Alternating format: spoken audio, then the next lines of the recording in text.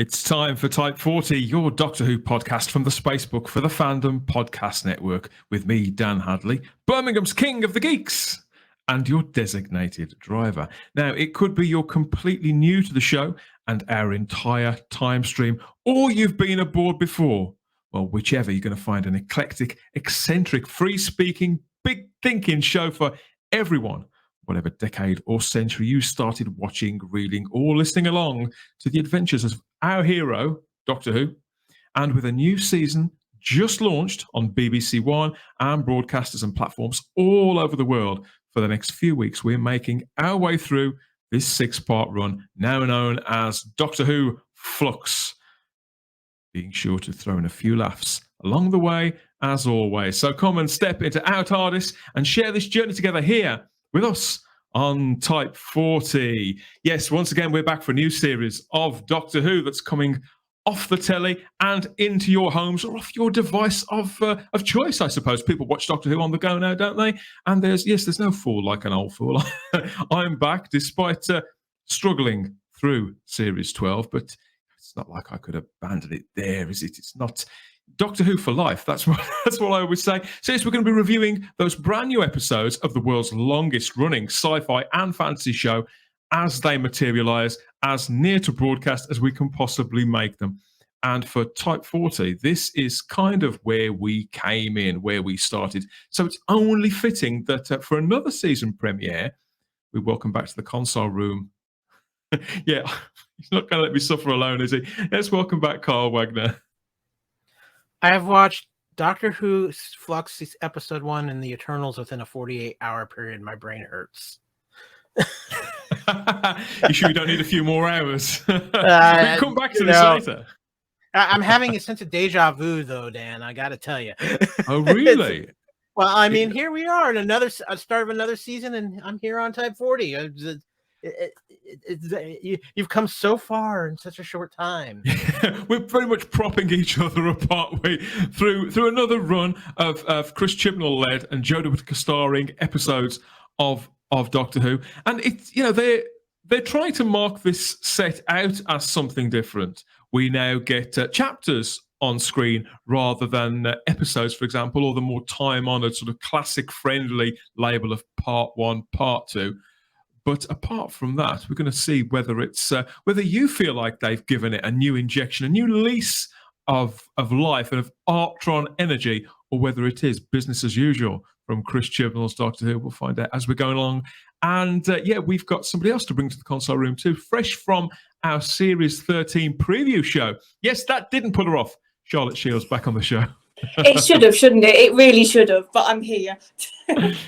Yeah, we worked our way through that valiantly, but now, of course, the pictures, they move, don't they? And the voices, the actors, they talk, and we can judge, can't we? And we've had this first 50-minute chunk. We've had a few days, haven't we, to chew our way through it, and you've had time to back out, but she's still here. She's still here. How's your week been? Apart from that, she's a very brave girl. Oh no, it's been good, except from that Sunday night. Everything else was brilliant after that. I watched the episode. Yes, end your weekend with a trip in the TARDIS with Jodie Whittaker and Amanda Gill and John Bishop, the new core cast of Doctor Who, and to find out what we all thought of this new dynamic, the fresh lineup for Doctor Who as the Jodie Whittaker era works its way to its conclusion. Hold tight for all of that. Forward to it as much as I am. But before we get too deep into the good stuff, it's only right that I remind you that if you'd like to do some real-time traveling of your own, each and every edition of this show, past, present, and future, is just a tap or two away on the device of your choice if you know where to look. There's dozens of great conversations, reviews, previews, geek outs, and deep dives with regular panelists. We know there's something for every fan at type40.podbean.com. There'll be more about all of that a little later on, as well as a making contact with the matrix of all knowledge that we call the Fandom Podcast Network, for a word about all the other cult conversations about all the other fictional universes that are going on over there. Okay, so are we fastened in? I'll tell you what the word flux, it's a very curious thing. I thought it sounded like something that you would use to clean off barbecue utensils with, rub it in deep and see if you can get all the bits of gunk off. But what did you think flux meant, Kyle? I think it meant that they had a word that rhymed with something else that a lot of people are taking advantage of at this point. But in all seriousness, I mean, flux feels kind of like a word that would fit with the Doctor in some aspects of it. It's just, we have I think we're at this point where, one, we have no idea what Chibnall's doing. And point number two is, with all the news that's happened recently, do we truly care? I think we are. You could have called it, I think, and this might be tipping my hand a little bit, but you could have called this Doctor Who lame duck, and it would have probably fit better than Flux. Oh, this is going to be a bumpy ride, everybody. Sorry, Chris. No, I'm not.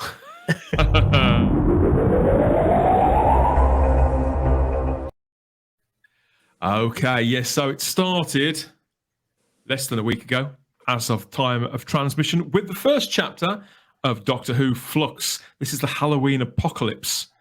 And the plot, in case you didn't catch it, or you may have forgotten in the time in between, it went something like this. At Halloween, across the universe, terrifying forces are stirring. From the Arctic Circle to deep space, an ancient evil is breaking free. And in present-day Liverpool, the life of Dan Lewis is about to change forever. I keep getting his name wrong. I keep thinking it's Dan West. Dan Lewis, Dan West. They both sound like TV detectives. I think that's what it is, Charlotte. Are you crossing your Doctor Who with Lost in Space, maybe? Don West? That's it. Oh, God. It's a good job I've got these guys to keep me in check, isn't it? Okay, so, yeah, let's start with the obvious. I think this is a 6-episode story. This is the first time that Doctor Who's done this sort of real umbrella type storytelling for 35 years, since the Trial of a Time Lord, which starred Colin Baker. That ran for 14 weeks all in all, but episodes that lasted half of the period of time. It's how can I put this? A high concept idea, or higher concept than we've been used to. It's a very bold thing to do, isn't it, Charlotte? But ultimately, the problem is with the audience, with the general viewing public, either at home in Great Britain or abroad. I think with this show now, people already know, don't they? Before the first minute of the first episode has begun, people know whether they are in for 6 weeks or not. I think people have already made their minds up about this series of Doctor Who, whether they're in or out. What do you think?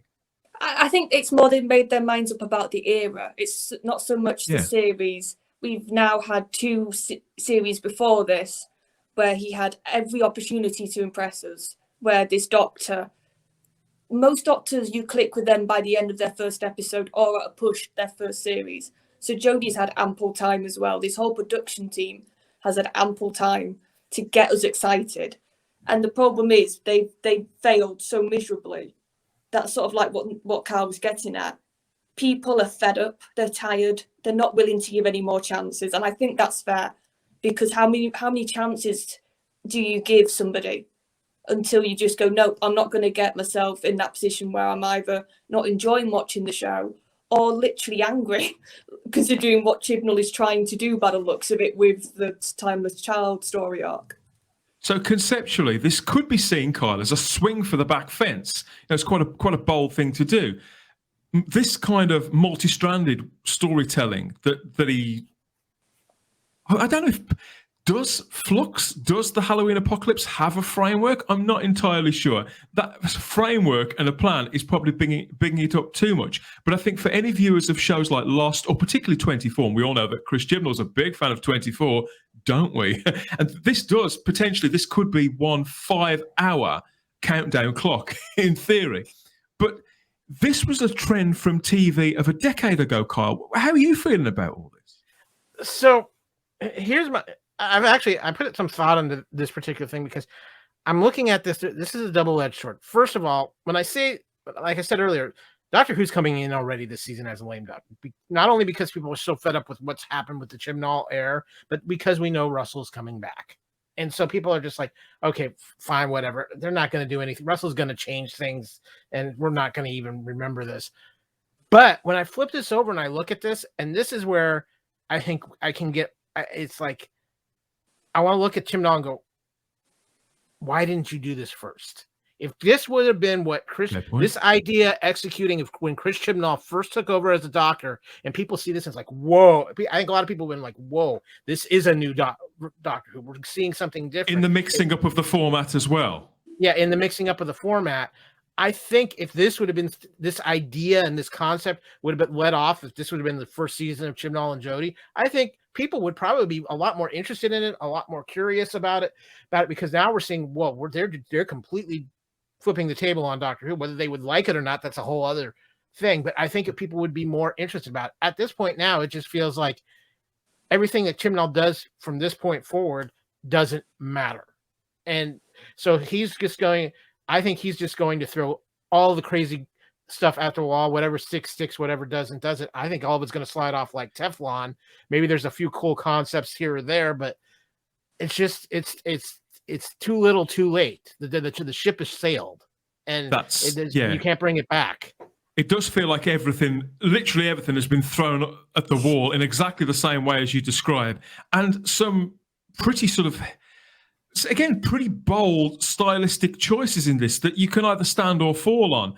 But to make them now, 3 seasons in, where, in my view, a 3rd season is the place where we should be kind of anticipating the demise of the characters who are going to depart at the end of it. We should be soaking in the relationships between them and in the goodwill and deepened lore that the last 2 or 3 or longer series worth of stories have sort of built up.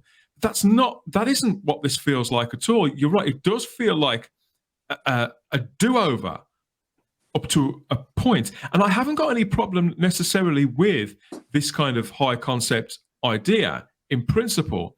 I've just got a problem with it coming from Chris Chibnall, Charlotte. Yeah, and it's also, it's never felt like we've got a good idea what this series is trying to tell us, because every series, it's like it's trying to have a new bold idea to get us to watch. And it doesn't feel like, if you compare it to Russell and Moffat, every series felt like it was building off the other one. Every Doctor's journey, you could see it had a beginning, a middle, and an end. And you sort of went on that journey with them. And with Chibnall, like series 13, there was no monsters we recognised, so that put people off. But that made that series stand out. And then series 12, we got the monsters we knew come back, but he had the massive retcon at the end. And now he's doing a 6-part story. So there's no stability into what his, if you wanted to say like creative voice or vision, it just isn't there. And it just feels like every series Chibnall's had to go back and almost say, what can I do to get them excited this time? And as a showrunner, he shouldn't be doing that. He should know his ideas and should be able to carry them through, like I said, at a good stage of development for each one.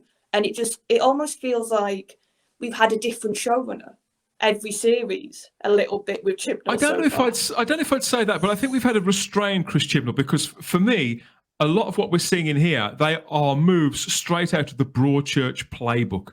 Things there's lots of pensive gazing, for example, and foreboding music and lingering on people's faces, just that bit too much, and exchange of dialogue, which are pretty much free of any context whatsoever. I mean, there's a couple of characters in Victorian England talking about digging a pit or a well or a hole or something.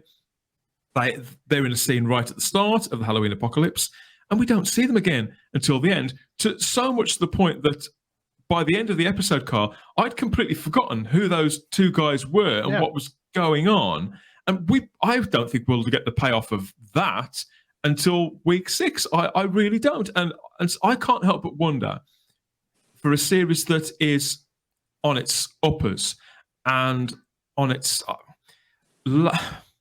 final chance with the British public, certainly in this incarnation, that to hit them with this many things at once, this much sort of that's disconnected and hard to decode, it's very, very foolhardy at best. Yeah.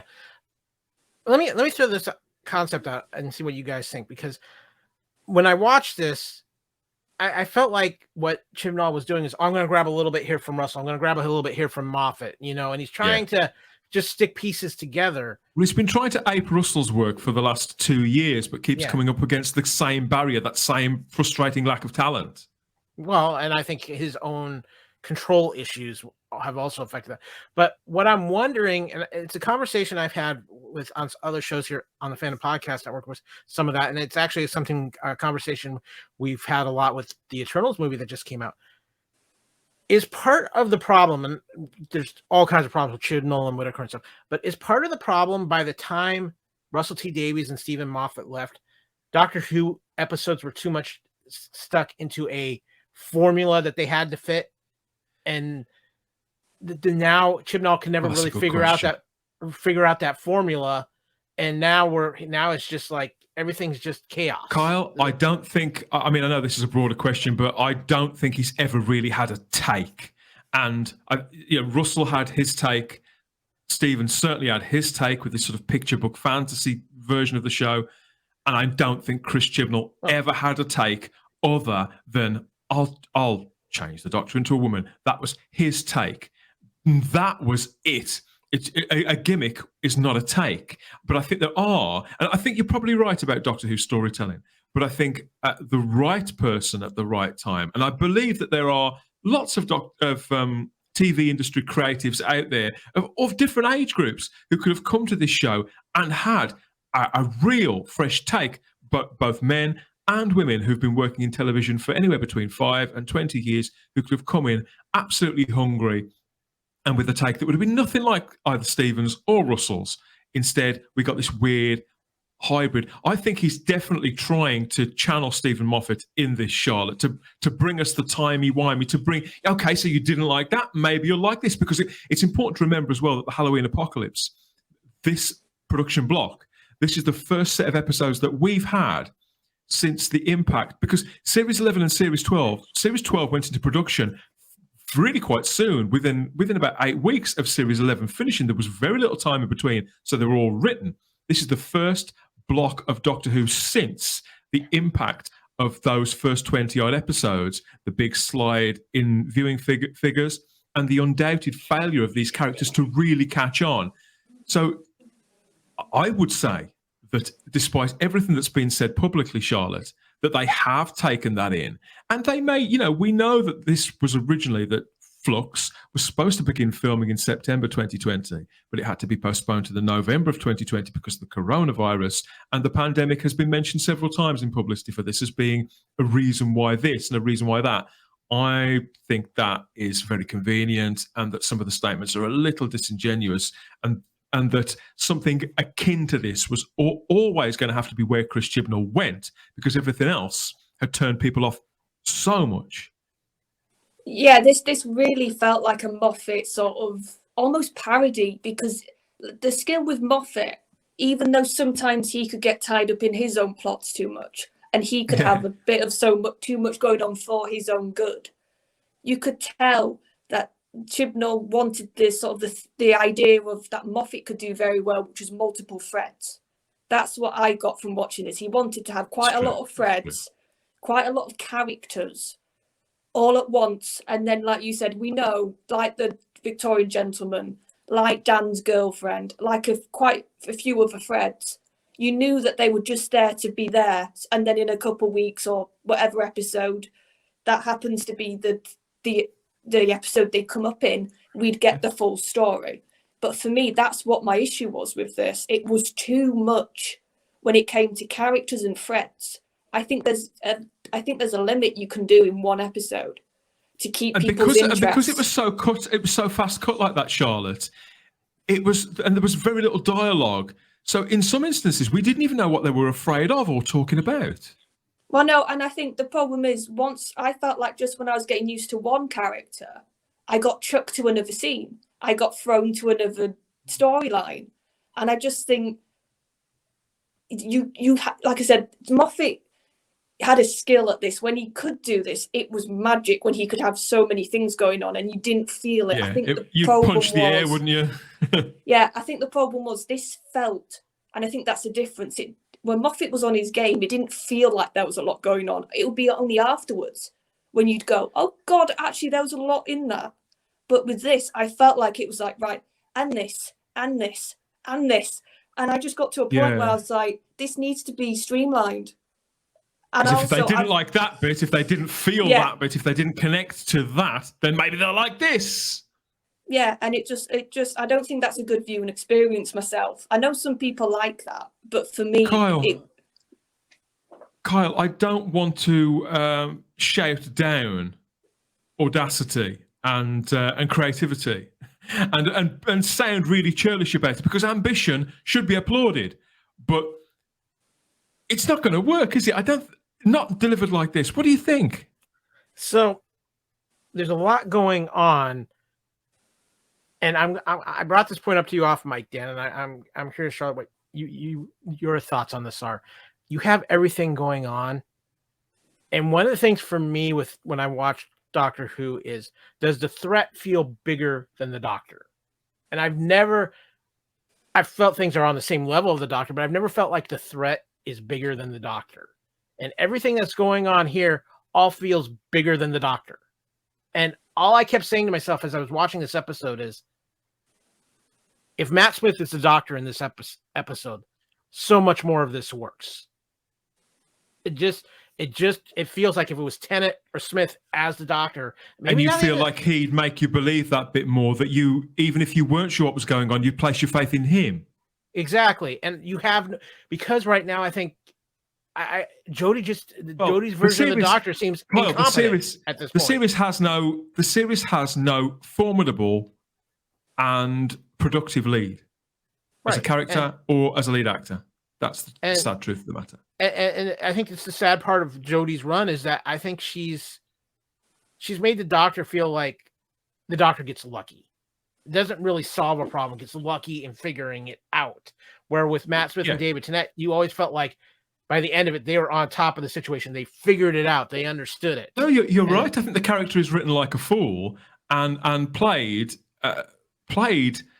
That's why it's not working, because the character is written like a fool, but Jodie's playing her like she's the most intelligent being in the universe, and that's where this massive disconnect is. That's why it's not working, broadly speaking, I think. Yeah. I think we just got to the bottom of it, everybody, after 3 years. Well, that's only just come to me. Yeah, just to add to what you're saying, I know where you're coming from, because it almost felt like the Doctor and Yaz were almost non-present in the story. Like they'd pop up now and again. It almost felt like when he'd done one thread, he'd go back to Jodie and Yaz, and they didn't have an impact for me either watching. And I think that is the problem with Jodie's Doctor.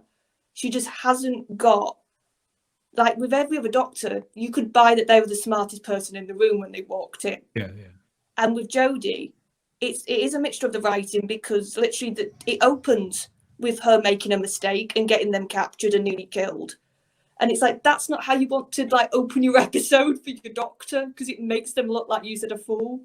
And there were other moments when she was trying to be that presence, trying to sort of have her moments or the limelight. And it just fell flat so many times. Yeah, and ironically, it's falling flat, and yet everything is veering from one end of the spectrum to another. People are doing so much running around and sort of shouting at one another or barking at one another. You've got to be worried. You've got to be invested. You've got to be interested. You've got to be scared. What? Yeah, but give us 5 minutes, then maybe we'll build that up and maybe we'll feel some of these things. It's not enough for you, Jodie, to tell us this stuff over and over and over again. You've got to put the work in, and Chris Chibnall's writing all of this series. Heaven help us. And Chris has got to sort of really, really work at these scripts and work at this lore, and to construct formidable stories that are fit for purpose. Just the basics of working and writing for TV. I don't think the man's got it down at all. Let me add this in, because you bring this up and hearing you guys talk about this. I look at Stephen Moffat. He wrote for his Doctors. He wrote a higher kinetic energy pace when Matt Smith was the Doctor. Yeah. He slowed things down when Peter Capaldi became the Doctor. He changed his writing up. He changed the style of how the Doctor handled things, and he changed his writing to fit that. Chibnall feels like he's writing with this right now. It's like, okay, now I'm going to try to write for Matt Smith, even though I had Jodie Whittaker as my doctor. And it's just Chibnall can't decide what era of Doctor Who he wants to be in. And that's, if you want to talk about the Flux, that's the Flux. We can't figure out what era of Doctor Who Chibnall's trying to write. We, as podcasters, podcasting on YouTube and all the rest of it, we here as content makers, a lot of the time, words get bandied around quite a lot. And sometimes, when we're critiquing entertainment and popular culture, and sometimes I think they enter popular parlance and people just repeat them after a while without even thinking about them. And one word that I hear a lot is the word mess. And people use it to describe any one of a number of things, usually to just dismiss something that they don't like in a very offhand way, sometimes really unfairly. But in this instance, I went and I looked up the dictionary definition of the word mess just to make sure that it was right, because it's been plastered all over reviews of this. And so, in this context, the word mess, the actual dictionary definition is a situation that is confused and full of problems. Example is the economy is in a terrible mess. Mess, I hate to say it, this episode, the Halloween Apocalypse, certainly does feel like one big mess. And you could say, well, you're not meant to understand it. We're not going to get the answers for weeks. That's by the by. There are people out there that may know what Doctor Who is, doing a bit of flicking from channel to channel, or there are people who've given this show its final chance. What are they going to make of yet another stinking mess to try and find your way through? I don't think this is going to play well at all. And the production of this, I mean, obviously they're making it in, I'm trying not to be unkind about this. I know that some aspects of it have been compromised by the pandemic, fair enough, but this is the BBC. They've got facilities all over the UK, both to record on location and to record in the studios. If anybody can put together 6 episodes of watchable, robust TV, in theory, it should be the BBC. And yet here we have, I mean, at times, and I've never felt this watching Doctor Who before. At times, some of the sets of houses and things like that felt like sets from a music video or something. They felt incomplete. And the location work, even though the director of this was Jamie Magnus Stone, who I've really enjoyed his work, or at least I've appreciated his work on this show in the last 2 years. There's been flourishes. There's been evidence of talent. That's not coming through either. It seems strangely, as you said, Carl, flat and soulless. Yeah, you talk about being a mess. That's the biggest problem. We have been in a mess for 3 years now. It's the same ongoing mess. It's not like, oh, we can write this and have this feel messy coming out of the gate. No, you can't, because you've been in a mess for 3 years. And so when you just keep adding on to the mess, you're not cleaning up after yourself. The point is, if you look at what Moffat did, you look at what Russell T Davies is, they may have created a mess, but they cleaned up their mess by the end of the season. And so you were coming into a new season with a bit of a fresh slate, so you can make a mess again.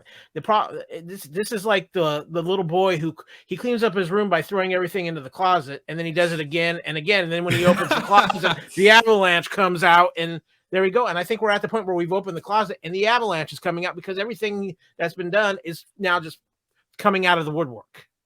I think we should. It's not unreasonable after 3 years on screen with largely the same cast and production team, to expect something where the parts to this all move with a lot more grace. And a show, it's nowhere near as stylish a show as it was to look at last year, let alone Series 11. The Woman Who Fell to Earth in particular, I felt did have a sort of freshness about it and was stylish, did make a statement. This just feels kind of clapped out. And I mean, it started with a special effects sequence with the Doctor and Yaz being put into a series of sort of cliffhanger type situations, did they? Moments of peril that Penelope would have struggled to keep her cool in. And what I think was meant to be a special effects showcase. Now, the special effects on the Halloween apocalypse, they veered from the absolutely beautiful sort of planets being devoured and various other things to the absolutely abysmal. And I don't know about you, the first 5 minutes watching this show, not only did the sound design seem all over the place with music drowning out dialogue, and then vice versa, as if somebody was messing with the settings.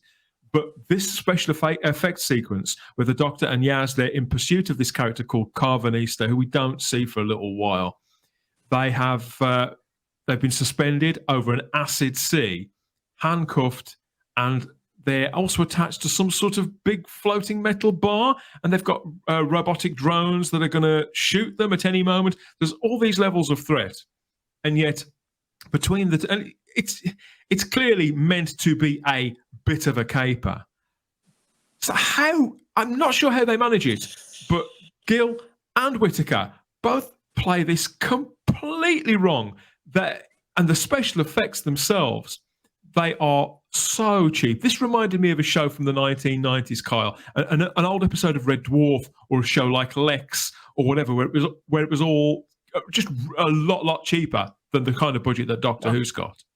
I just figured the opening 5 minutes were the Doctor and the Doctor basically playing another round of Squid Game or something like that, because that's how rough it was. A massive cheese dream. I kind of expected that this would have been some sort of dream sequence, even that there had to be some reason why we're being subjected to this, but it was absolutely awful. Charlotte, I mean, for a first few minutes of a season coming back after, it's been a year and a half since the last regular episode of Doctor Who. This is a reach for the audience. In 2021, surely this isn't good enough, is it? I think it was almost, when you've got too much special effects going on at a point, and there's so much of it on the screen, it looks farcical. And I think that's what this became, because you could tell the only things real were Jodie and Monique. Everything else you could tell was green screen or computers. And I think with effects, you have to be very careful. You have to be almost just the right amount for it to be believable or look good. And Chibnall or whoever thought of this didn't understand that and just thought, let's put everything on at once to impress people. And like you said, Jodie and Monique were playing it for laughs. They didn't. I think that's why the threat didn't. Yeah. It didn't. The threat didn't feel real because Monique. And so, if they're not invested, in it at all, if they're not seemingly convinced, how can we be? Yeah, and it's like, I understand sometimes the Doctor can be a bit like, oh, I'm going to get off this. I'm going to be fine. Like, everything's sort of good. But Jodie, once again, she's either been directed wrong, but I think personally she doesn't understand. You have to still have an essence of control in order to sort of portray the silliness. And I think with Jodie, she doesn't have that control, so it just comes across as silly. And it made me cringe. It honestly did make me cringe. And everybody knows, if you're a long-term listener of the show, you'll know that I've been through it with this era of the show. I am largely done with it. It snapped something with me. But this was just so embarrassing to watch, Kyle. Oh, this was ridiculous. You hit it on the head when you were talking about like Lex or one of the other 90s. I was like, wow, did they dive into the Babylon 5 budget back in the day? Because that's how bad this CG was. And that's not knocking Babylon 5. Babylon 5 at the time was cutting edge, but it's like, we're using cutting edge effects from the 1990s. And I agree with you, because it's like, did they blow all their budget on the Flux effects? Because those were beautiful. When it's going through and destroying those galaxies, they're mind blowing. And it's like, oh, well, we only have 10 cents of the dollar left here. So what can we do? What can we do? Oh, well, we have this. Let's use a Sony PlayStation and make these effects up. I mean, that's kind of what this felt like. And then you add into the aspect of they're trying to play it up as this whole comedy thing, and it just feels forced. Again, there is nothing with Jodie's run as a Doctor that has ever felt natural. And I think that is one of the biggest problems. And if it continues on here, her relationship with Yaz doesn't feel natural. Her relationship with Yaz doesn't feel like it's evolved, or if it has evolved, all the involvement has happened off screen, not on screen. I was going to ask you, Kyle, how long do you think that we're supposed to take that it's been off screen? It's been a couple of years potentially since we last saw them. I think, but that's kind of the get of it. But it's obviously with the Doctor with time travel, who knows? Who actually knows? But it definitely feels like, yeah, a lot of time has passed since it's been the two of them traveling. They've been doing some bonding, stuff that we probably would be very interested in finding out about and seeing. And instead, we're getting them hanging from the barb over the sea of acid. It wouldn't matter so much if, for example, if Yaz and Ryan had left, because if we'd have been left with Graham and the Doctor, because we knew Graham a lot more, we'd be able to maybe invest a little more. But because Yaz, despite being one of the longest running companions in Doctor Who history, we know next to nothing about her. And this relationship between the two of them, I think in the absence of the two characters that left in the New Year special, I think this really exposes it, Charlotte.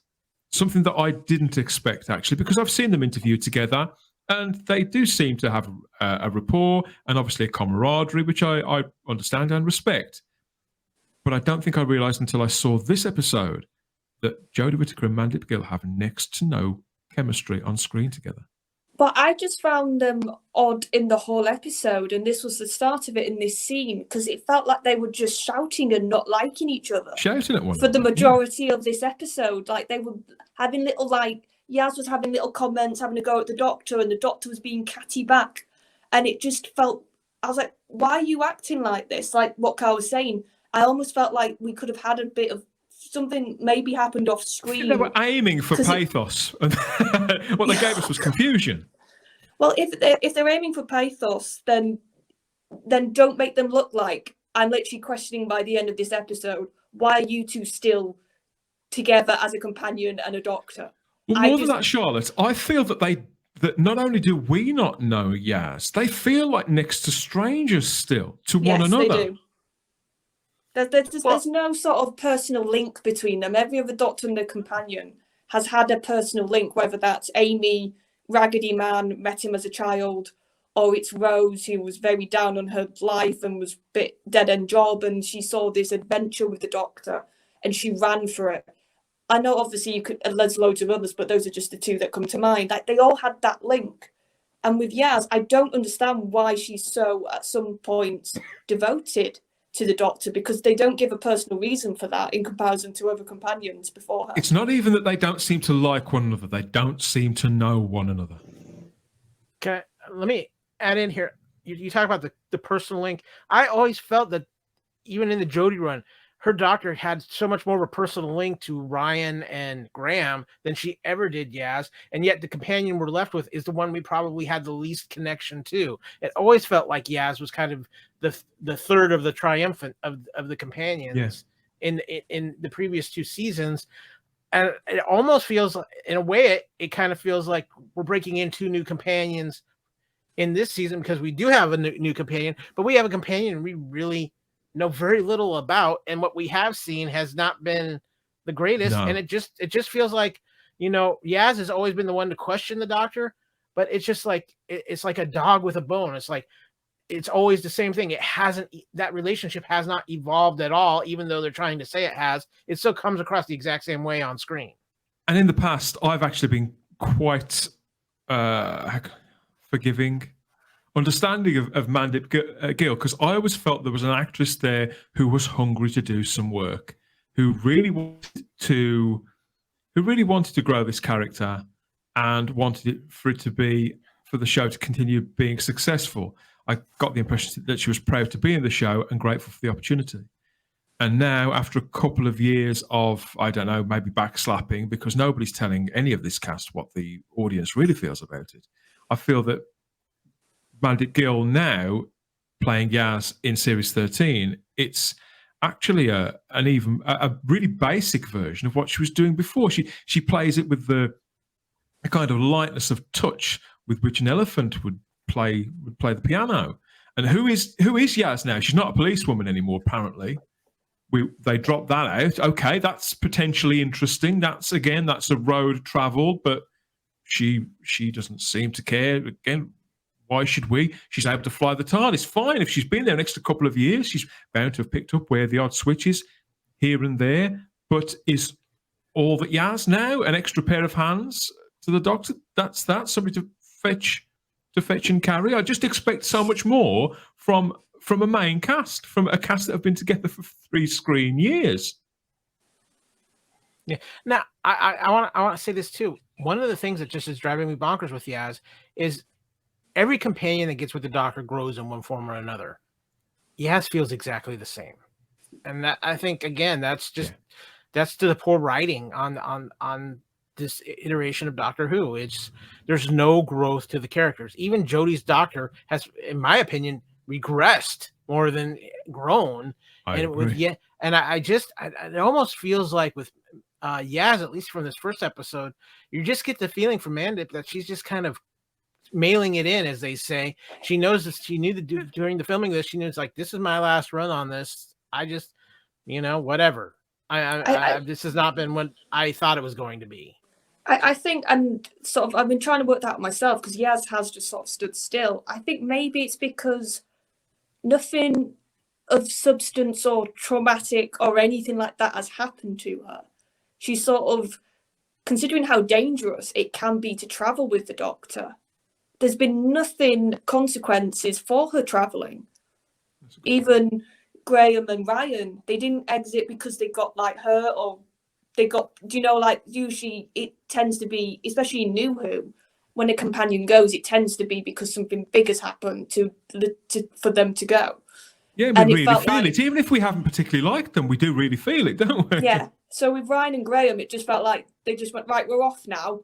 And then we were left with Yaz. And I think that's my take on it, that the character's not lost anything. Nothing's happened to her story-wise to make her grow. She's just been the travelling, like you said, with the Doctor sort of as part of the fam, as they used to be.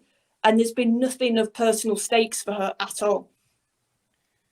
It's really it's unfortunate to see any actor wasted in a role, particularly in a major show, particularly in a role that could have changed their lives. And I understand that she's already secured another job after this, which obviously, best of luck, Mandip, in whatever that is.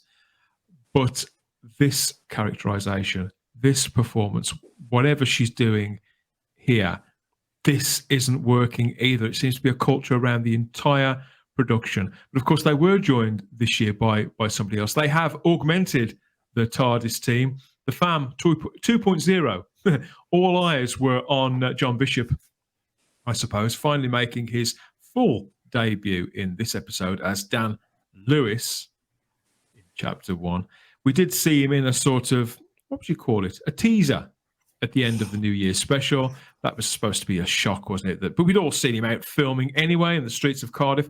So, yeah, John Bishop, a very quite well-known presence on British TV, has been for between 5 and 10 years as a stand-up comedian and a host of chat shows and things like that. But completely unknown in the States, I would imagine, Carl. So my first question is to you. How did you take to John? Or Dan, or either, whoever.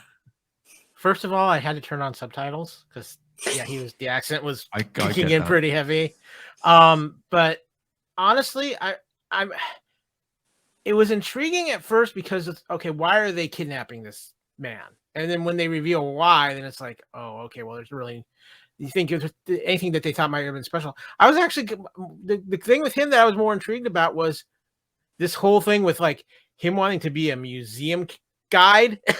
Like, really, that's your goal in life, to be a museum guide? Okay. I'm curious to see what they're going to do with this character. To be honest with you, it just felt like, okay, we've just added another companion. What's that? It's another lovable loser, isn't it, Kyle? Yeah, really? Yeah. That's what it felt like. I'm gonna be honest with you. The two characters that actually pulled my interest the most were the character of Claire, who we got introduced to, who apparently already knows the Doctor and had a bad experience with a weeping angel. And we also had this captain of this space station who's watching the Flux, and he escapes it looks like he escapes at the end of the episode.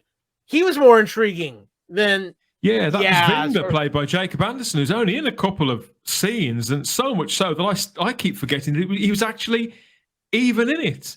I mean, they spent quite a long time bedding John Bishop's character of Dan into the show, I suppose, relatively speaking.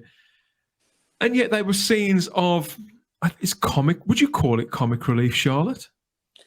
Well, yeah, you could tell he's sort of going to fill the Graham role that now is left with Bradley Walsh. He's there to have some funny one-liners, some witty one-liners, that because he's a comedian. So Chris hasn't really, he knows what he's doing that way. See, I'm the opposite. Dan was the highlight for me. Like, of everything going on in the episode, I actually quite like Dan, because I felt like, even though it's nowhere near what we got with the other showrunners, this is almost the first character I felt like I sort of know him a little bit, even just from the first episode. Yeah, and Chibnall absolutely knows that. It's they're riding off John Bishop's considerable natural warmth as a person, aren't they? They're definitely dialing into that. But I do feel like he actually gave him a few scenes to sort of give us a bit of a start as to what Dan's like. Like the museum, I found that scene really charming, because it told me something about Dan, that he's proud to be in Liverpool, and he loves talking to people and sort of showing it off to people. I found that quite endearing.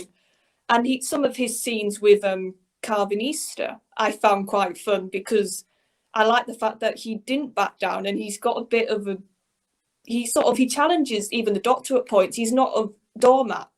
And I've been so used to having characters in this run who don't challenge the Doctor, who don't challenge what's going on around them. They just placidly accept it. So at least I know what you mean, and I thought there were a couple of scenes in this. I mean, as you say, the one where he was doing the tour guide thing, and the one with the trick or treater, that to the point they were actually almost funny, which does make me wonder: did John Bishop have any input into the script? Maybe work with the material a little there, Kyle, because that's Chris Chibnall doesn't do funny, does he? Or maybe improvised. You never know. I'm thinking probably more improvised. Yeah, no, don't get me wrong. There's some interesting things with the Dan character I'm intrigued by. I mean, the whole thing where he's obviously very down on his luck. He's got an empty fridge, empty cupboards, but refuses to take the food from the food shelter. It's just the kind of thing where a guy is too decent for his own good and puts himself in bad situations because of it. I don't know, so I'm kind of curious, but again, I come back to something for me with this is, this isn't going to amount to anything. He's here and he's gone for this run, and that's fair enough. And so that makes it hard. And I think with, like I said, especially with the Claire character, he's stitched into the story, though, isn't he, Kyle? Through the idea that this character of Carving Easter is there, and his race are there to move the human race away from planet Earth, one by one, literally one by one per spacecraft. So I suppose that Chris Chibnall's taken the time to embed him in that. I think that's a way of, again, trying to make us invest in the broader plot. And again, I go back to that concept, that kind of concept, along with the Flux, just feels like it's from the Moffat era of Who. And that was intriguing. And like I said, there's a lot of ideas in this that were intriguing. I just am at the point where I don't trust the team that's doing it to pull off these ideas in a proper way. And I think that's ultimately the point we're at with Doctor Who, is that once bitten, twice bitten, three times shy. I mean, when I think about those scenes and the tour guide scene, for me, it's just none of it is enough. And I think that they do fall back on John Bishop's own warmth. I can see how on the page that material was probably given a lot of attention to make sure that it did mesh with Bishop's own personality and what he could do, what he could bring.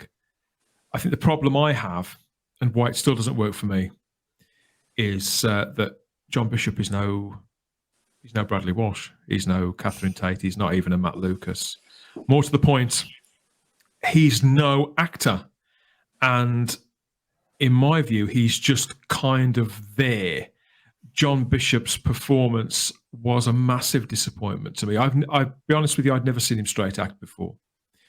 But I had imagined that because he was filling Bradley Walsh's shoes, let's be honest about it, I think even John Bishop knows that, because the man went and asked Walsh directly for his advice about playing this part. So everybody knows the equation. Everybody knows the part of the dynamic of the component of the show that he is there to try and provide. Unfortunately, John Bishop is not a very good actor. He's not even convincing, basically, as himself. He looks very self-conscious. He's not very easy or natural with the dialogue, which just compounds the problem the entire production has got with feeling inauthentic. And this material, this slapdash, would hinder actors with considerably more range than Bishop. But when you put them in the hands of somebody this inexperienced, you've got major problems. I think it really showed itself. There was a scene where Dan had left the museum and he was being not told off, but he was being kind of cautioned, coached, consoled maybe by a woman who did work at the museum, a woman who he'd clearly asked out on a date and they were going to meet up for a drink or whatever else. And again, I thought this scene was actually quite nice. And we talk about characters that did make an impact. This was Nadia Abina as Diane. I really liked her. She also felt like a character from another show, completely, that had just strayed onto the set of Doctor Who. Bloody hell, it's somebody you can actually believe in, somebody who actually seems like a person you would meet in real life. And when you saw them acting opposite one another, John Bishop looked so awkward. I don't know where this is going. I feel that John Bishop is clearly a nice man, and clearly doing his best, and clearly having a ball. You know, his voice and his presence was really welcome on the Comic-Con panel, for example. He's the only person who's got any real energy or appetite for the thing. But I don't think it can distract from the error of judgment placing this actor in this role. I think it's yet another cataclysmic Chris Chibnall decision, and his personal warmth is not going to be enough to carry this character through, or to particularly to make him that memorable, really, I think, in the annals of Doctor Who history. Yeah, that and I think really harsh. No, I think the question is now, because you could see in this episode, even though a lot happened to Dan, it was light material. It wasn't like really dramatic scenes. So I think the question now is, later on in the run, can John deliver those scenes like Bradley? Because I can remember in series 11, Bradley was the scene when, I can't remember what episode it was, but he was back home for the first time after losing Grace. And I think this is one of the standout scenes from series 11, where he just walked into his house, there was no dialogue, the music was even quite quiet, and Bradley just acted his socks off, and you could feel that grief. You could feel that he was still hurting from Grace's loss. And that's what Bradley can do, because like you said, he's more of a seasoned actor. So can John do that? And I do think, yes, for a first episode, he was brilliant, but he does. I think I'll need to see a development. I'll need to see a bit more of that dramatic, where he can do it later on, because you can't just be the funny bloke for 6 episodes. You need to do something different at a point and show us what you can do. So we've got those sequences with Dan and whatever's going on, wherever the Doctor and Yaz are running around from place to place to place. I felt that the moment with the character of Claire, as you mentioned there, Claire, played by Annabelle Scully, this even more so, never mind a character from another show just straying onto the set, this actually felt like an episode, this felt like a scene from an unseen episode of Doctor Who that had been spliced into the middle of this.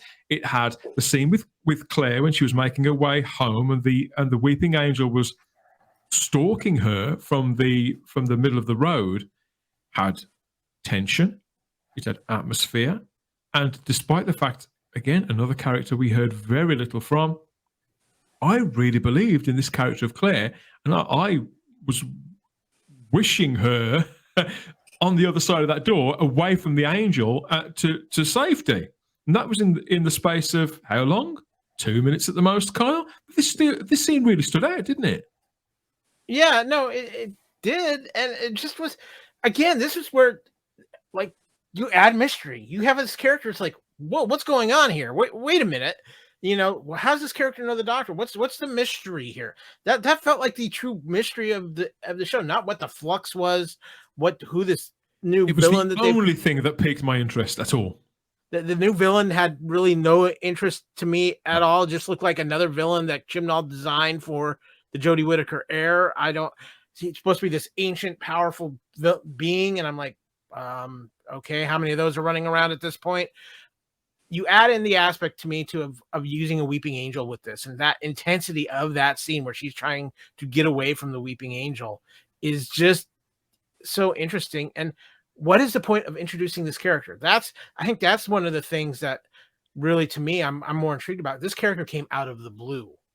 And yeah, so, I mean, and you could say that it's Sally Sparrow version 2.0, but I think that would be churlish, because this is a totally different actress. This is 14 years on, and it was just those one or two moments, but it was like an oasis in a desert of drama-free storytelling, largely. Yeah, I mean, it's one of these things. This is why I want to continue with this. I want to see where this plot thread is going to go, because I think there might be. Maybe I'm giving Chibnall credit here. I don't know. There's maybe more to this plot thread than we realize at this point. And maybe this plot thread has something to do with him trying to fix the timeless child, or leading into the regeneration into whatever the next iteration of the Doctor will be. This just seems so out of left field that I'm curious. Any of the cards from any of these strands could fall at the moment absolutely anywhere, Charlotte. And I don't say that with any real appetite at all. It's more a sort of me measuring my expectations, really, based on everything that I've seen that's come from Chris Chibnall up to now. Yeah, no, I will agree. That was a very sort of suspenseful scene. But I think maybe, for me, it felt too much like he was ripping off Moffat, for me. It just felt a little bit like he's just copying beat for beat what Moffat would do in those early Angel stories. Like, the actress was good. I will agree with that. She sort of, when she first saw the Doctor, you bought her being like really happy and excited that she saw the Doctor. She was convinced. Every word of that dialogue. Yeah. She believed everything that she was saying. And then in the later scene where she was being stalked, it was how you were describing Bradley Walsh. She was saying very, very little, but making us believe. Yeah, she was terrified, and you can buy that. And I think we've sort of, when the character's terrified of the monster, it just makes you more scared, and that's just the rule with Doctor Who that we've had since its sort of beginnings. But like I said, for me, it just felt a little bit too much like Chibnall was copying homework from Moffat, if that makes sense. Oh, that's fair. That's fair. How did you feel about Carvanista, the presence of this dog character that was dotted throughout the episode? Because obviously we'd seen photographs of the character and this, I don't know if you'd call it a makeup job. I don't know if you wouldn't even call it prosthetics, would you, Kyle? It is just a dirty, great, big, hairy helmet that they've stuck on an actor. This is Carvanista's played by Craig Ells with a broad Yorkshire accent, isn't it? For whatever reason. I don't know if it's meant to be comic relief. I don't know. For me, this character, whilst I can say that he's memorable, we're not going to forget this in the same way that you wouldn't. I've never forgot the Pating, for example. Well, Dan, as I like to say, there are choices, and then there are choices. one of those times. Somebody somewhere should have said, "Is this really truly what you want to do? What you want to put on screen in 2021?" Yeah. I'm just. There were so many different directions they could have went, and to go this direction, and I think they did it to get some cheap jokes. I truly do. And it's just, yeah, no. And then the irony of it, oh, here is a dog alien coming to save mankind and protect mankind. Man's best friend. I'm just like, wow, really? This is the Russell T Davies always used to talk of having the audacity and being brave enough to do things, to really go for it with designs and really try and sell your alien creatures and to be bizarre. But again, I think that he had a way of naming characters like the Mox of Balhoun and a way of imagining them, because Russell would often work on those designs because he's a very gifted cartoonist and designer himself. So he would put those characters together sort of on paper as well. And that's why I think that they melded their identities and their exterior qualities melded really quite well. Here, I think we've just got some, as you say, some gags that Chibnall put down. And what's he going to look like? Great big dog. Nothing else, nothing better, nothing worse. And we, as you say, we may get some giggles out of that. This is a character akin to the classic series villain, the Candyman. Are you aware of the Candyman, Charlotte? Oh yeah, I've seen pictures. I've not got to watching the that Happiness Patrol. One yet. Yeah, so I think that this is the same as that. And if there's any justice, because people, the Graham Curry and J&T and everybody involved in the making of the Happiness Patrol has been taking some heat about that for over 3 decades. And really, Chris Chibnall deserves to take some heat for this for however long, because it just doesn't work. It looks like having a pantomime horse on screen. And Doctor Who is a program for families, not for children. And there is a key difference. I know I'm doing a lot of moaning, but there is a lot to moan at. This episode, there are people out there who seem to have been really entertained by it. And for me, although there was no identity politics, there was no preaching, and there wasn't even that dour tone that plagued that made Series 12 next to. It was just unbearable. It was a trial every single week to get through that.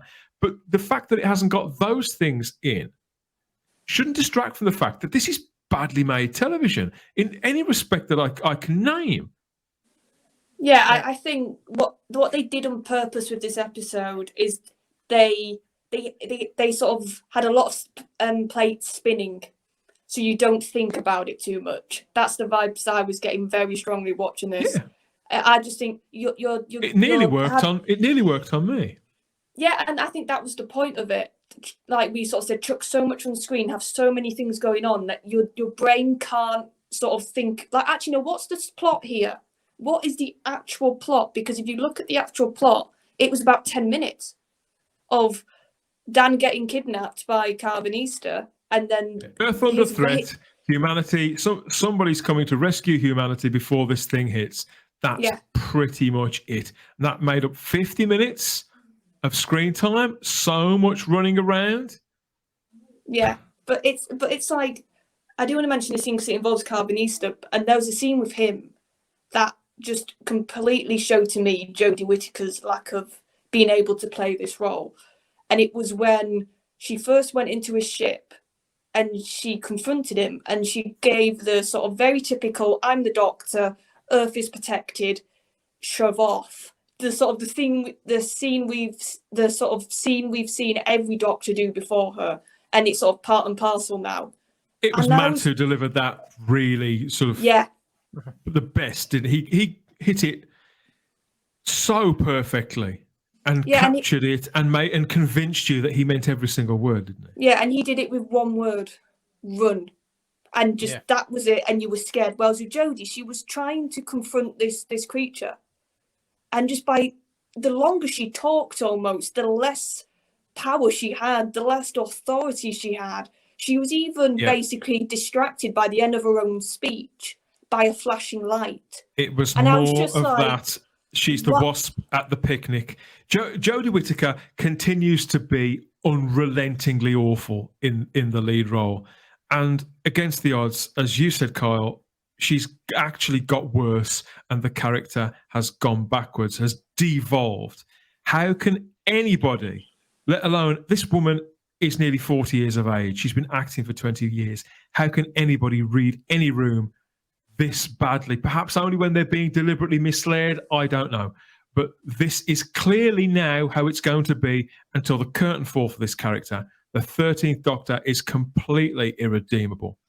And even face to face with an actor, that poor actor who was in that dog helmet that we spoke about a few minutes ago, even opposite that, her character is still the least believable. So, a couple of things here. You talk about the Doctor being distracted by the flashing light in that conversation. All I could keep thinking about was the movie Up. Squirrel!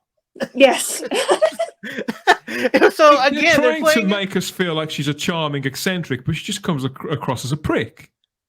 It's not even that. Here's what I think this is, Dan, and the more it's kind of hit me as listening to you guys talk and everything like that.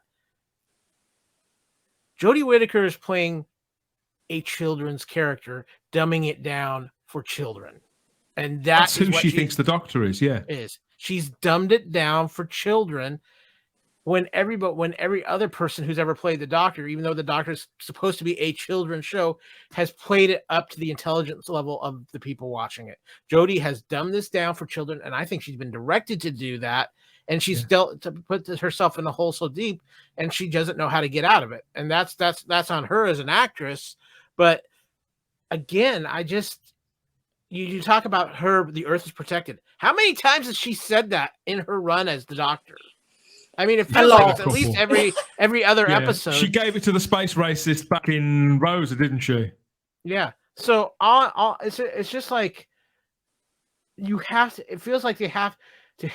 Chibnall's just trying to hammer home the same points over and over and over again because he doesn't think people are getting it. And I think at the end of the day, what's happened with this run is, as I think the Doctor Who fans that have been with this ride for so long feel like their intelligence has been insulted. I think I truly believe that that's what it's come down to. The show has actively told us that we're awful people and that we're thick as pig, you know what, several times over. So yeah, that's a reasonable. I mean, is it wrong to hope that maybe when the Doctor? I mean, I'm gonna be honest. I think the most reason people are watching this run is because they want to see what's going to lead to the next regeneration. What is the event that's going to lead to the next? But I'm kind of hoping at some point we're going to wake up and this has actually been a 3-year long run Black Mirror story. And we have got this thing going on with this character of the Swarm, who is clearly a captive of the division of the characters that were told us about. We were only ever told about these characters in the Timeless Children, and that obviously connects the story to the completely desecrated origin of the Doctor at some point in the future, when it all does get tied up in some way. One can only hope that's going there. And they got that throughout this as well. But it's like you say, I can't care about that character at all. I mean, it has dawned on me something about this whole Flux thing, though. And when you look at all the promotional art for Flux, you've got these giant, colourful ribbons flowing around all over the place. I wonder if it struck you. Do you think that, looking back across the Whittaker era, do you think that those colourful ribbons are anything to do with the rags from the Ghost Monument that were wrapped around the Doctor in that story when we first heard about the Timeless Child? I think you're giving way too much credit to this production. Yeah, that's what I'm thinking. Yeah, Dan, you're trying, but no. Appeals to sense and reason. Yeah, exactly. See, I quite like the character. What I liked about the Swarm is, for once, and this is what I was saying on that preview show, she's never had a threat, and at least the Swarm seems to actually have a bit of presence, a bit of a threat to her, that he's not just going to let her walk away, or he's not going to just by chance let her win. It actually feels like he could be a bit nasty, possibly, this character. And this run has needed a character like this, I think. So it was a little, I'm not going to deny, it was a little bit mustache twirling villain. But I'll take that. I think maybe some of the stuff that I'm saying I'm very positive about, it's just because we've had such Well, it's just a relief after so many. Well, the bad guys in previous episodes, or the culprits of things, have tended to be just men, just middle-aged men. It's more, Chibnall seems to like the whole misunderstood villain trope. That seems to be what he likes to write, and at least with this one, obviously we don't know a lot. He was very much as well, you just got enough to know he's going to pop up at another episode and we'll learn more. He even teased that the Doctor has met him before and the Doctor didn't remember him.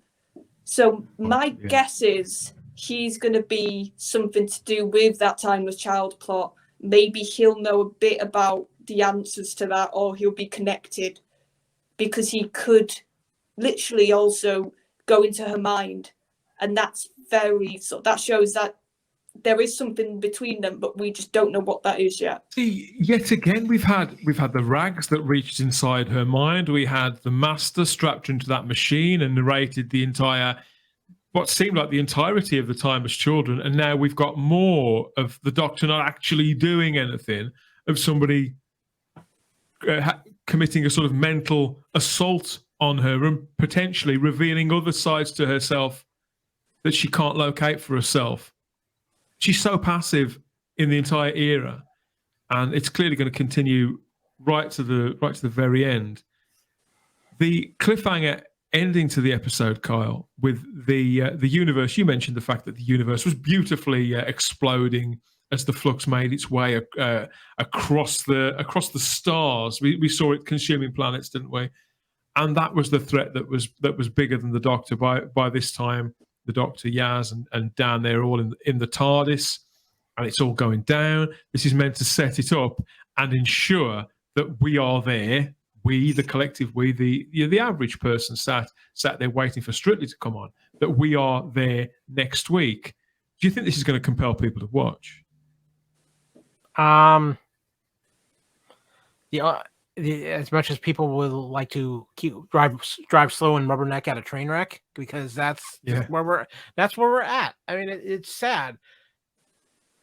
People are either I think at this point are watching it because they're in utter shock of what's going on. I mean, and don't get me wrong, there are people who love this, and I don't want to begrudge them. They have every right to love this, and if it's their cup of tea, that's wonderful for them. But I just feel like this is directionless, and it's at the end of the day, anything that happens with the remainder of the Chibnall era is meaningless.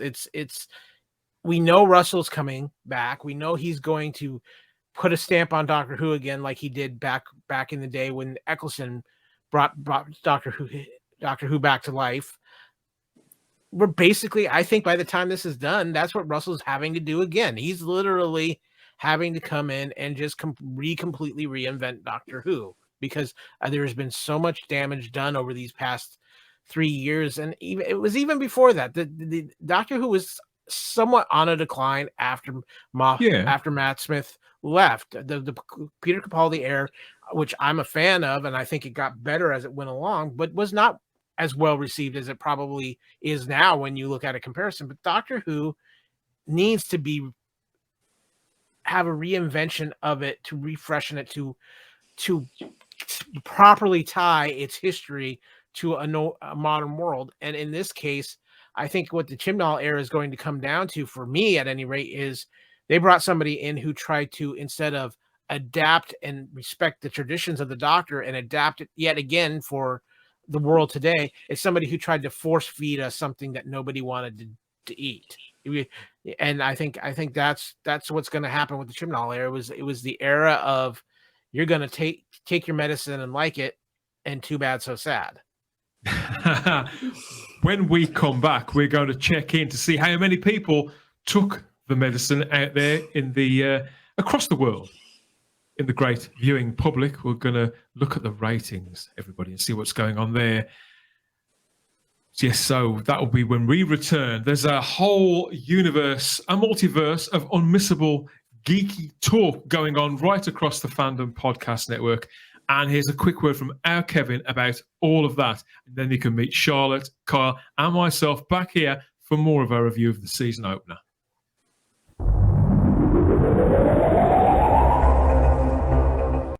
Thank you for listening. We hope you're enjoying this podcast. We'd like to continue to feed your ears by inviting you to listen to these other great shows on the Fandom Podcast Network. It starts with our flagship show, Culture Clash, discussing the latest in entertainment pop culture. Bloody Kings, Immortals Take Notice, our show covering the entire Highlander universe. Couch Potato Theaters, where we celebrate our favorite movies. Time Warp, the Fandom Flashback podcast discussing a year in movies and our favorite retro movie and TV pop culture topics. Good Evening, discussing all things Alfred Hitchcock. Union Federation, our Star Trek and Orville show. Hair Metal, the 80s and early 90s rock metal podcast. Type 40, our show covering the time-traveling Doctor Who universe with host Dan Hadley. Lethal Mullet, an 80s and 90s action film podcast with host Adam P. O'Brien. Also check out the Lethal Mullet Network for more great podcasts. What a Piece of Junk, a Star Wars podcast with hosts Scott, Derek, and Nathan. Making Treks, a Star Trek podcast, a deep dive into the final frontier with host Mark Newbold and Adam P. O'Brien. And check out our newest shows, The Fandom Show, our monthly Fandom Podcast Network live YouTube exclusive show about the month's hottest topics in fandom, and the FPN True Believers MCU podcast, discussing the Marvel Cinematic Universe and the related Marvel television and streaming MCU universe, including the connections to the original Marvel comics. You can find the Fandom Podcast Network on several platforms. Please subscribe to the Fandom Podcast Network YouTube channel to receive notifications of new podcast episodes and live events. You can enjoy all of the Fandom Podcast Network audio podcasts on our master feed at fpnet.podbean.com. The Fandom Podcast Network is on all major podcast platforms, including Apple Podcast and iTunes. You can find the Fandom Podcast Network on Facebook. You can email us at fandompodcastnetwork@gmail.com. You can also find the Fandom Podcast Network on Instagram at Fandom Podcast Network and on Twitter at FanPod Network. Thank you for listening, and remember, respect others and enjoy your fandom.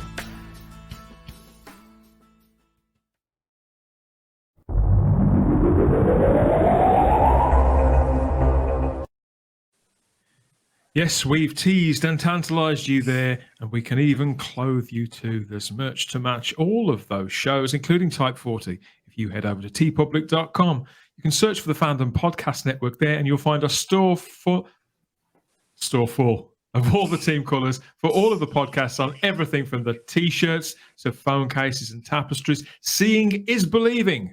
Treat yourself, treat your other selves, and it all goes to support the Fandom Podcast Network into the bargain, so everybody wins. Ooh. Yeah, we're back here with Kyle and Charlotte to pick through the rubble of the series opener of Series 13 of Doctor Who, otherwise known as Doctor Who Flux, the Halloween Apocalypse, everybody. And last time on Doctor Who, the other cliffhanger, I suppose you could call it, was the fact that the ratings had got progressively worse through the entirety of Series 12, to the point where in recent press releases that were talked about the upcoming changing of the guard from Chris Chibnall to Russell T Davies, the BBC themselves even acknowledged the fact that the ratings had fallen, which has been the very first time that they'd done that during the entire era, in spite of all the articles and all the fan conversation. So we do have our ratings. We have the overnight figure for the Halloween Apocalypse. That's been published. We've also got AI figures and all sorts. And fact is, Kyle, it's still not a very pretty picture.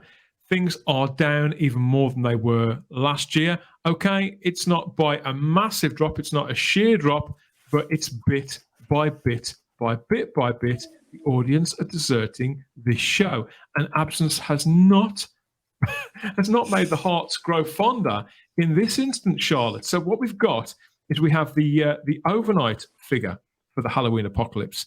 It's the lowest rating for any new Doctor Who series opener since it come back in 2005 for the big relaunch, scoring only 4.43 million viewers overnight on that Sunday night. So just as a comparison, we've got Series 12's opening episode. That was 4.88 8 million viewers.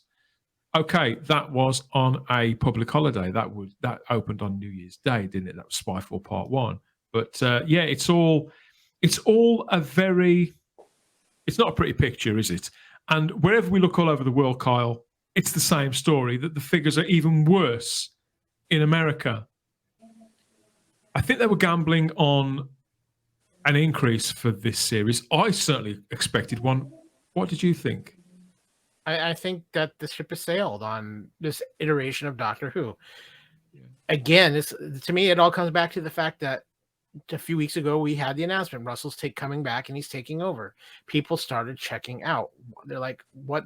I have no emotional attachment to this run of the Doctor. Why am I going to stick with it when I know everything's going to be changed drastically? And again, I think the people who are sticking with it are either people who truly love Jodie as a Doctor and have loved this run, and again, all the more power to them. People who just like looking at a train wreck, or people who are legitimately curious as to, okay, how is Chibnall going to get out of? How is he going to wrap up the Timeless Child? How what is going to lead to the cause of the regeneration of Jodie Whittaker's Doctor into the new Doctor? And I think if nothing else with Doctor Who, the idea of what's going to cause the next run of regeneration is always something Doctor Who fans are going to want to see, and I'm curious of how that we get there. And I think that's the only thing that's holding on to the fans that are sticking with it. And it's just here in the States, there was a big boom for Jodie when she first came in. She had that huge appearance at San Diego Comic-Con. Everybody was loving it, and it's just it was at the height of the height of the Me Too movement and a big women's empowerment movement here in the United States. And unfortunately, we have short attention spans here in the U.S., and we've been on to many other things since then, and it's lost in the cycle. And Doctor Who is lost in the fandom cycle right now. I don't think it's just the U.S. Charlotte, I've taken a few phone calls and texts this week from people who know me, who may not see me all the time, and people who aren't on social media and listen to podcasts or watch YouTube videos or things like that. So I had people reach out to me and say, "Oh, is Doctor Who back on this week?" I said, "Yeah." And the first question they ask is, "Oh, so is she leaving in this then?" I say, "No, that's next year." "Oh, okay, cheers." That's it, conversation over. So that kind of supports what Carl was saying. People have dialed out, and they may come back to see the 13th Doctor go the same way as all the others, which does seem superficial, but it's understandable, isn't it? Particularly when you're talking about a cultural icon like Doctor Who that runs parallel with the history of television itself. You can't, I don't think any of us can look at the casual audience or the audience that have fallen away and think bad of them for having deserted this show but wanted to come back for those pivotal moments. Yeah, no, because even though Jodie's Doctor has not been embraced by the British public, the Doctor as a character is still beloved. The Doctor is still a part of, like you said, our cultural landscape of television. The character's not gone down in people's, like I said, their excitement or love. So they will come for the new Doctor. I do really think that. But this is what I've been thinking about, another angle with these ratings. And I think this is quite stark, that this era has not got a stabilising viewing figure yet. They've not managed to hit a figure where it's relatively kept. It's been, like you said, a bit of a drop, a bit of a drop, a drop for every episode. And that is scary for any show. If you can't have a stable viewing base, then you're done, because you're... Charlotte, it's unprecedented. This trajectory, that drop, is unprecedented in the entire history of this nearly 60-year-old TV show. Yeah, and I think there was always going to be a bit of a drop because it was so much of a curiosity factor, the female Doctor. I think they were almost setting themselves up. They might have thought it would give them viewing figures long term, but I think it actually was always going to harm them, because people who probably didn't watch Who for a good amount of years, or maybe just watched Russell's run and didn't watch any of Moffat, would come for that first episode because it's a female Doctor. But that meant in that first episode, they had to impress probably more than any other Doctor. Even Matt, when Matt was cast, I can remember there was a bit of, oh, he's too young going around.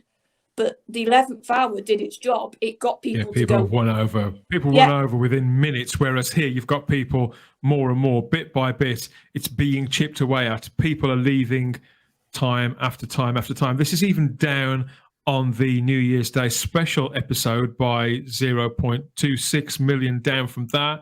Further ratings, it's down on the Timeless Children. Over in the States, it's a considerable, well, when I say a considerable drop, it's a drop that the show cannot afford, down from the 375,000 mark for the Timeless Children. 300. That's show okay in what or a juggernaut in the States, Kyle, but it used to get considerably more viewers than that. So, at least on the States end, I think a part of it is the issues with Doctor Who, but there's another factor that's really affecting the U.S. here, and that is the streaming killing network television. And it's not just that it's killing, your traditional networks here in the U.S. like a CBS, a Fox, an NBC, and ABC. Streaming is taking over. You have shows that now are going exclusively to these companies' streaming service instead of going on their actual channel, because more and more people are going just to internet and to streaming services only. And a perfect example I can give you of this is CBS has taken at least 3 of their regular network shows this year and has moved them to behind the Paramount Plus paywall, and you cannot now watch these shows on CBS network. So shows that have got an established built-up audience exactly are now going behind these streaming services. And I'm going to be honest with you, at this point, I think Doctor Who, at least in the US, would benefit more of, hey, it's getting released on a streaming service. People would probably pay more attention to it. It's on HBO Max, for example. Well, but again, because of how it is with HBO Max and how it's not been marketed on HBO Max, because Warner got so concerned about with their decision to make movies the same time they come out in the theater on HBO Max, they've been hyping that. Doctor Who was supposed to be a big push for them, and it's become an afterthought for them. I think that there's just Who needs to have a major shakeup. It really, really does. And I just think part of it is I think they have to look at a streaming service to carry Doctor Who, and they have to maybe make some kind of deal with HBO Max where the new seasons, the new episodes come out on streaming at the same time they air. Because I think, at least here in the US, a lot of people are getting away from network television, including BBC America. And then so BBC America hasn't got its own sort of catch up the way that we have an iPlayer here then. But HBO Max has the exclusive rights to Doctor Who, to new Who streaming. I see. In the US. Now, you have in here you have Pluto TV, which has all the classic Who's on it, as well as other ways to get the classic Who's. But current modern Who, the only place you can find it streaming is on HBO Max. And the problem is HBO Max isn't marketing it.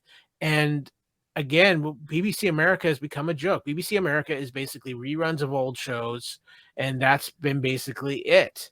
And it's sad, and but it's the way things are changing. And I know that from what I've talking to you and a few other people too, the status of television over where you're at is changing too, because very much so. You have the TV licensing thing is just drastically changing, and streaming is just opening it up. And I really do think at least in the US, the streaming aspect is one of the biggest contributors to Doctor Who's ratings being down, because if it's not on a streaming service, it's like it's on regular TV. No, I don't think so. I want it on my streaming service when I can watch it at the time I want to watch it. That's convenient for me. Yeah, because I was going to say the difference is in the UK, traditional television, it is suffering. But even on BBC, if we just look at BBC shows, they have got a few big shows that they can get 10 million on a night watching. Yeah.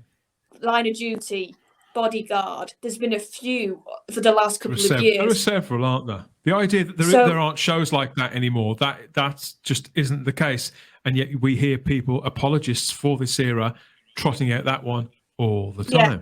So that's whenever I hear that, I go, well, how come on the BBC can get those figures when it does a quality programme? I mean, Line of Duty, was it last year? I'm trying to remember now. I think it was last year. And that was breaking every record for the live viewers and the catch-up. they did well on both fronts. So the BBC can do this. That's what's frustrating, I think. The people who are from running the a UK defence on this perspective. era, people who are standing up for these ratings, even I've seen people who are endorsing these ratings because there are other shows that have either experienced ratings drops too, or that don't get as many viewers. The Doctor Who's getting, that don't get that 4.4 million or whatever it was.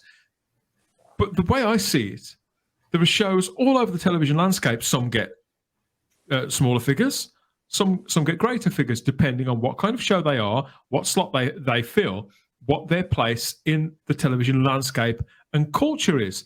The only question that is really worth looking at is what is the potential audience for Doctor Who, for a show with this amount of cultural relevance, with the breadth of appeal, the fact that it is supposed to be watched ideally by the entire family altogether, but it's certainly aimed, it doesn't exclude anybody, or at least it's not supposed to, Chris.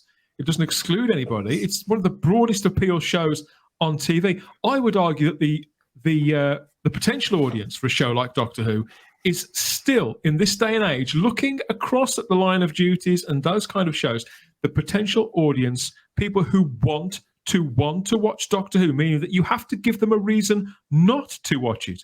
I think that it's reasonable to expect that between 6.5 and 7.5 million people per week would watch Doctor Who if it was of a good standard.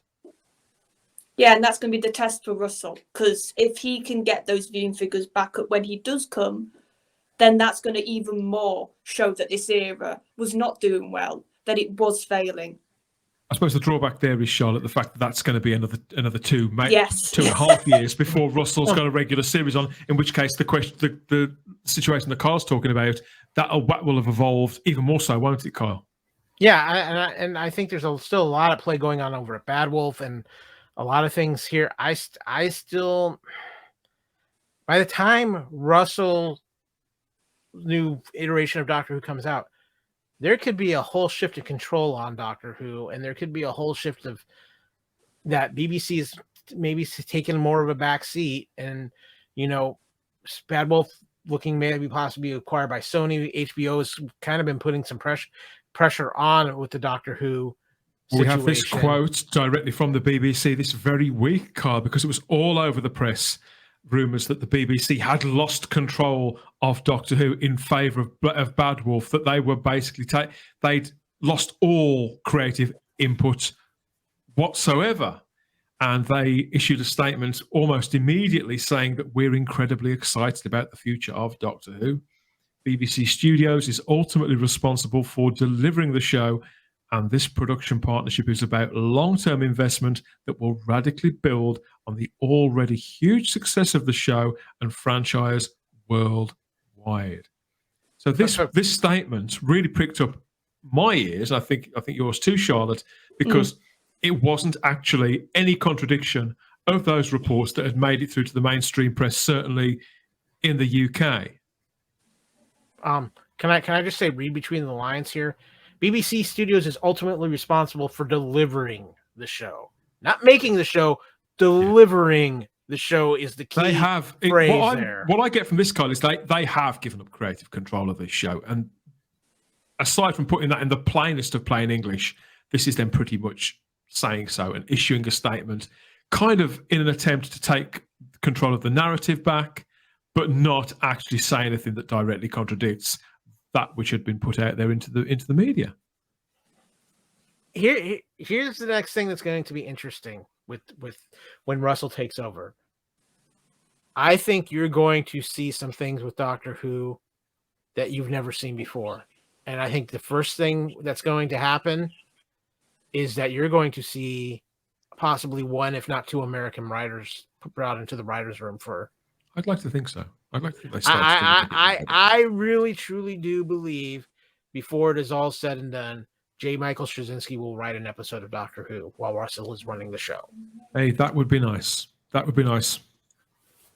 So I don't see any reason why not. When you think that we've had those big writers that have come to the show just for those one-off episodes, people like Frank Cottrell Boyce, the Richard Curtises, maybe it's possible.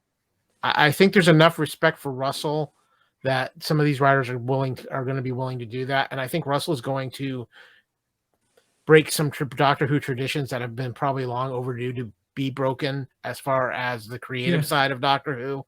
And that I just think that that's where we're at with Doctor Who. It's like we're just waiting in anticipation for the savior to come in a way. But I also caution on that too, because it's been 20 years, and there's going to be an uptick in ratings when Doctor Who comes back under Russell, because people are going to be curious. People are going to be doing that. What you have to watch is what the long-term play out is of that entire first season that Russell does. Are the ratings going to stay high, or is it going to be a peak and then it's going to valley out again? And in that case, then we have to say, has the Doctor just been timed out?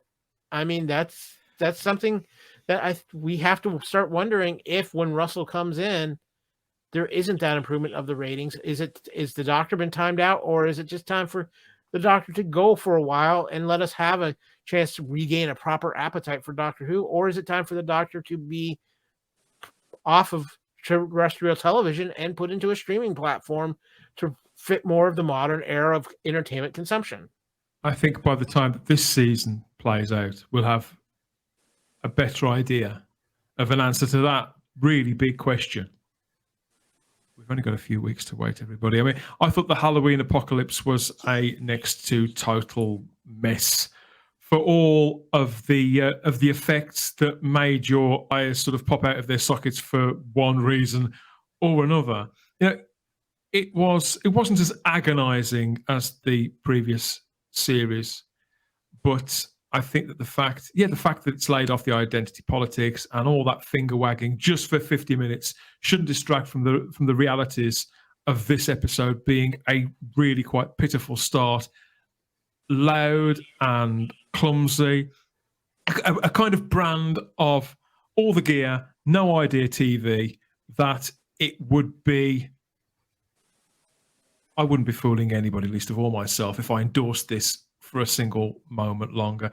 The audience appreciation figure was a pitiful 76. That's the lowest in 15 years since Love and Monsters, equal lowest in the new series of Doctor Who history, Charlotte. But that's a score from the audience appreciation index. How many dog biscuits out of 5 do you give the Halloween apocalypse, Charlotte? If we're doing it out of 5, I'll give it a 2, purely because of Dan and the Swarm, because at least that, like I said, that villain had a bit of a threat.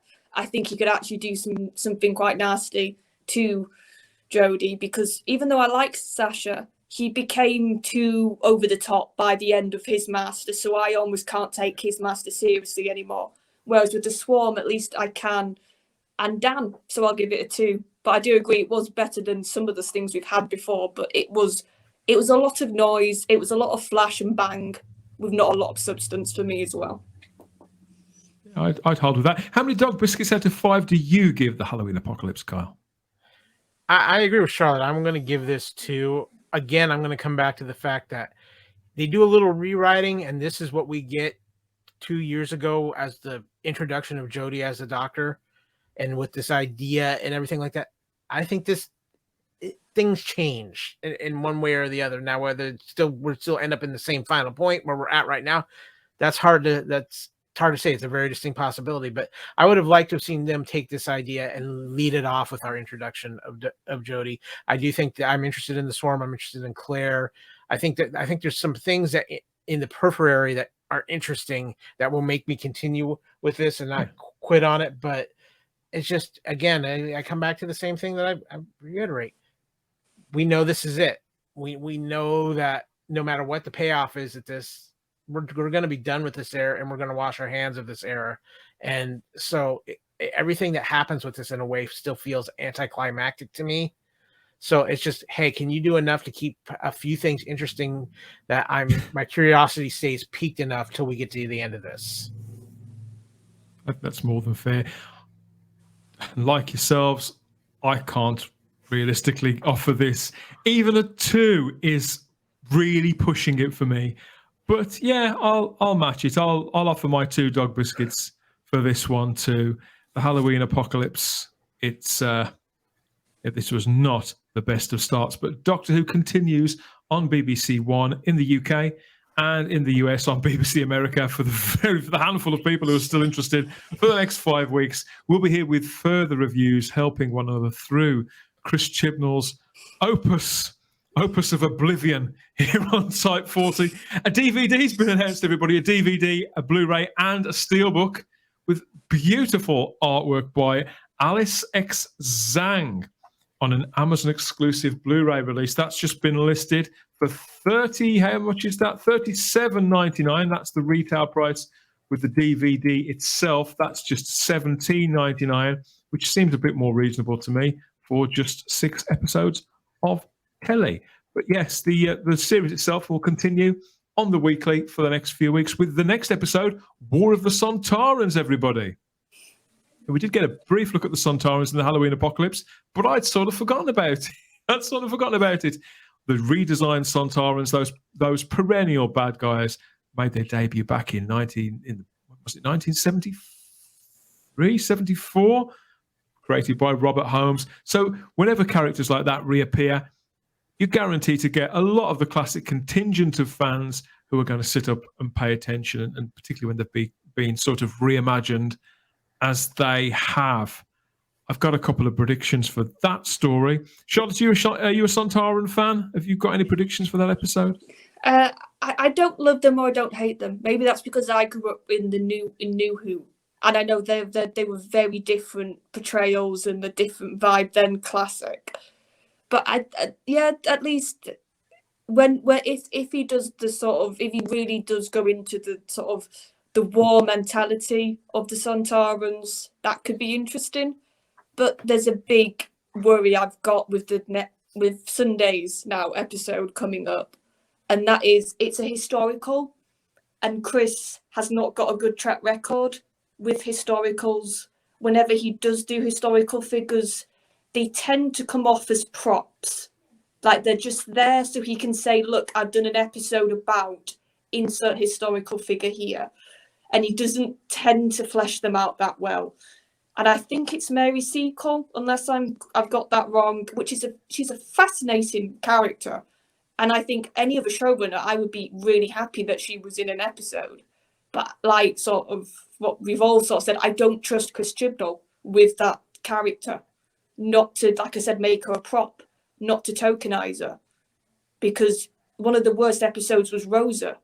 And you could almost say there's some similarities with Rosa Parks to Mary Seacole when it comes to what they're famous for and what they're sort of. I've got to be honest, I'd not heard of the lady, but yeah, I am aware that this is set during the Crimean War, and yeah, I agree with you. Any historical situation has been. I mean, it's always with Doctor Who. We get a cod version of history in Doctor Who. It's not a historical drama; it's a fantasy, and that should come with certain disclaimers. But the difference I do not like the way that it's treated historical characters in the past, particularly in Spyfall. I thought, Kyle, have you got any predictions for this? Are you glad to see the Sontarans back? Oh yeah, the Sontarans are always fun. I'm curious to see what's going to happen there. But as far as predictions go, at this point, with Chibnall playing, let's throw it all. Let's throw the whole bucket of paint against the wall and see what it looks like. Could go anywhere. Could go absolutely anywhere. It could go anywhere, and it wouldn't shock me. And that's scary. That's just incredibly scary when you're to that point in your writing. So this episode, it debuts on the 7th of November on BBC One. My prediction for this, I'm going to go out on a limb here and say that War, I'll speak this time, War of the Sontarans, knowing it's Chris Chibnall, I think I might have mentioned this before, knowing this is Chris Chibnall, I suspect what we're actually going to get, even though we've got the backdrop of the Crimean War, we're going to see a war between Sontarans. And I think we're going to have a group of male Sontarans and a group of female Sontarans warring against one another. I believe that even though the Sontarans are a clone race and of one gender, I believe that Chris Chibnall will not be able to resist potentially changing that. And we know that he's ripped off the Orville before. They ran with a similar kind of story. So yeah, that's my theory for this time of what could possibly be coming next. Me thinking the very, very worst of Chris Chibnall, and without good reason. I think you'll probably agree, but yeah, that's the old girl starting up and calling time on this trip in the TARDIS. I'll be back with another edition of Type 40 soon. Look out for that wherever you found this. It could have been on the dedicated home feed for Type 40, type40.podbean.com, or on Spotify, TuneIn, Google Play, Apple Podcasts, iHeartRadio, Stitcher, or here on YouTube. You can check out our social media, Instagram and Twitter, at Type 40 Doctor Who, or get in touch through our email, type40doctorwho@gmail.com. You can find all of our podcasts too over at the Fandom Podcast Network's master feed, which is loaded with all those treats for your ears daily. And if you're feeling really brave and fancy some real-time, extra-dimensional chit-chat, you can always head over to the Type 40 Facebook group. That's 5 years old this summer and stocked with companions of all generations and regenerations, geeking out about classic and new Doctor Who. There's always something to talk about, to enjoy, to discuss, and to argue about. You know what, Doctor Who fans, in the Type 40 Facebook group. Kyle, what are you up to this week? What's going on the Fandom Podcast Network, and what should people look out for? So we've got a few interesting things going on. Our True Believers Marvel podcast, it will be myself, Mr. Kevin Wrights, and Lee Fillings is talking about Eternals, which will be coming out here later this week. If you're looking for what's something interesting on there now, we've been doing our Time Warp show covering the films of 1981, and we've actually put out a couple of episodes, one covering the films from September and October of 1981. Plus, because there were a lot of scary movies that were very influential in the year of 1981, the first couple of the Fandom Podcast Network, Kevin Reitzel and Aaron Gill, and Aaron Gill is the master of all knowledge of scary movies, did a special focusing on all of these scary movies that came out in 1981. Top to me, in my opinion, by one of the greatest of all time, An American Werewolf in London. Fantastic film. One of my all-time favorites, in fact. Yeah. Still to this day, one of my favorite effects ever in movies. Yeah, it's a really fun show, that is. All those, it's sort of like browsing through the shelf of my DVD collection and dusting one or two off and thinking, I haven't watched that in years. And thinking to yourself, I'll drop that into the rotation of things to get familiar with again. And they sometimes cover music as well, don't they? Yeah, they do that as well. Also too, we are going to be having our Union Federation show covering all things Lower Decks, and soon the newest addition to Star Trek animated, Star Trek Prodigy, which I'm just going to say on here, if you're a Star Trek fan and haven't been real pleased with the live action side of Star Trek, the animation side is nailing it right now and doing some phenomenal work. Charlotte, where can people hear and see more of you out there on the internet? Do you do social media? No.